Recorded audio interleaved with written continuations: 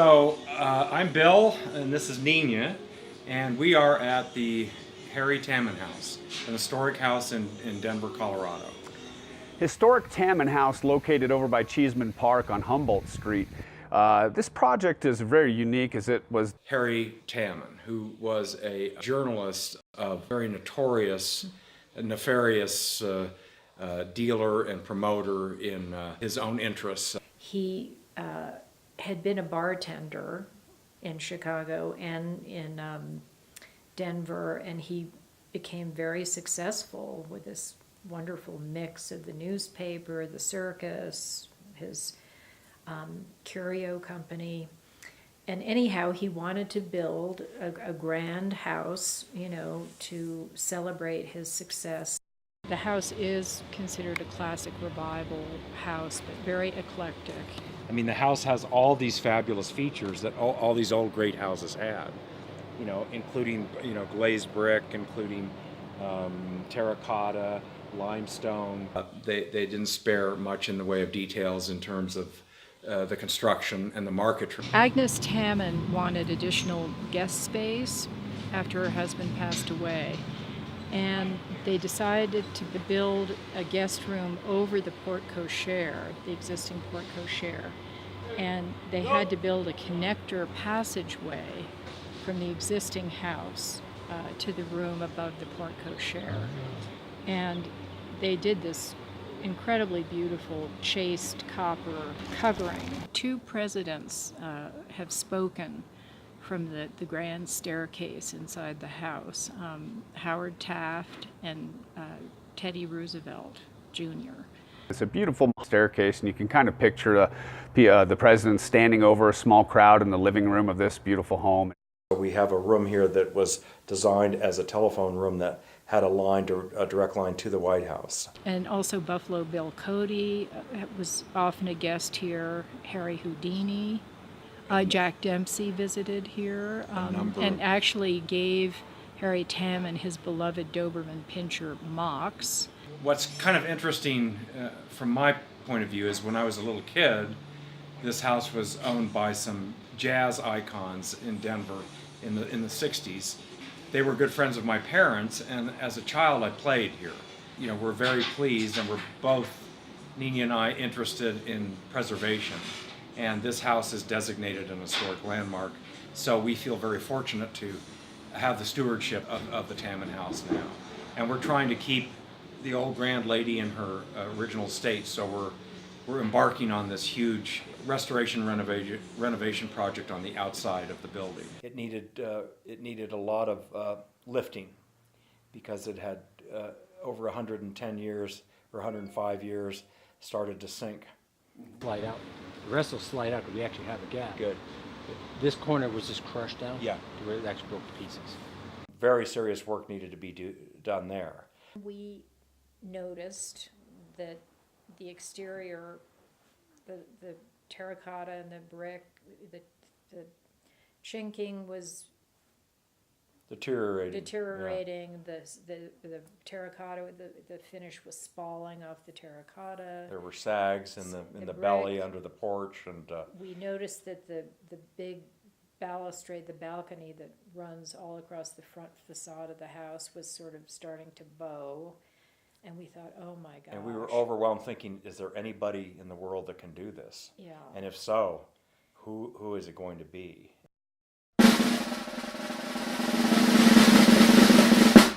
My name is Stephen P. Ekman. We're with Ekman Design Studio, a boutique architectural firm here in Denver. My name is Gene Green, historic architect with Ekman Design Studio, and I've been with Steve for 12 years, and we've done a lot of historic projects together. My name is Everett Vershev. I'm an engineer, an architect with WJE Elson Associates. Hey, my name is Lawrence Holland.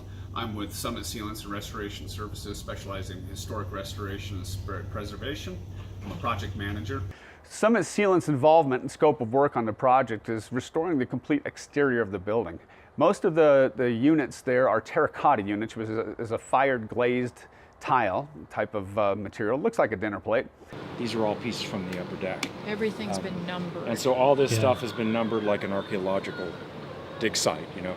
and which is because it has to go back in exactly the same way. And so they're just going to clean these up, the ones that they've been able to pull up, and then reglaze as needed, like for example here, and then repaint and fire whatever we have to do and replace. All that I mentioned about the white brick and the green glazed brick, that also will be restored and replaced, all the damaged unit. The white brick on the building is a glazed brick, similar to subway tile. It was very difficult locating this brick in the historic building material yards here in Denver, but we were able to locate it through RTD, the Regional Transportation District, and it was salvaged from Union Station.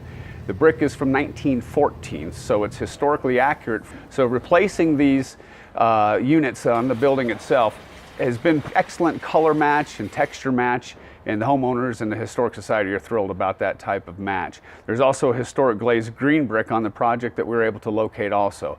One of the pride that we take here at Summit Sealants is being able to locate historic materials and repurpose and reuse these products for other historic buildings.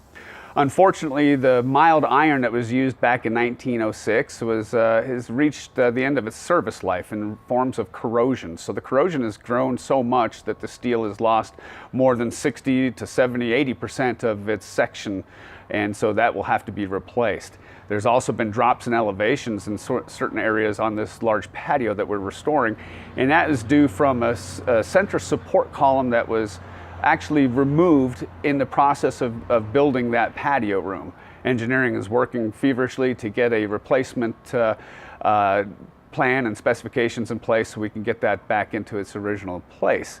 The rest of the structure has been cleaned and it's going to continue to be repaired as we progress through this project. Ideally, it's a complete historic restoration on the masonry on the exterior of the building. And we're grateful and proud to be part of this magnificent project in the local area and part of our history too. It turned out real sharp. Mike did great work. Summit and collectively did great work. I think no external things, nothing was changed, the appearance of the building, of the home I should say. Everything was left as we returned it back to the way we found it, but with big improvements. So ideally, when we do walk up onto a home such as yours or a project such as yours, we like to look up at the house and say, well, what did we do? Where was that work we did? And I think that it speaks out there when we do look up at the building and we see that really it's the way it was when you saw it in the 60s and the way that Mr. Tammen built the home. And that's what I think or even maybe in the 20s or 30s. It's just the way it was, you know. It still looks like it has age. That's the beauty of your work, you know, of restorative work, you know, is making it look just like it did. But that shows that it is a 110-year-old house, and probably you've given it an additional life.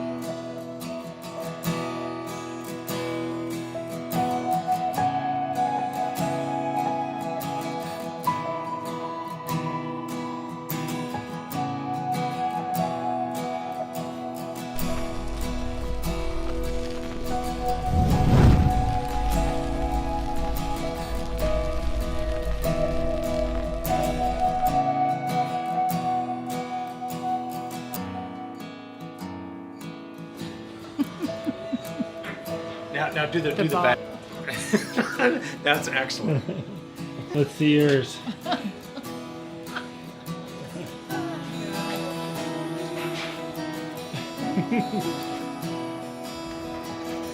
Yeah. Did that feel good? Huh? All right, let's see.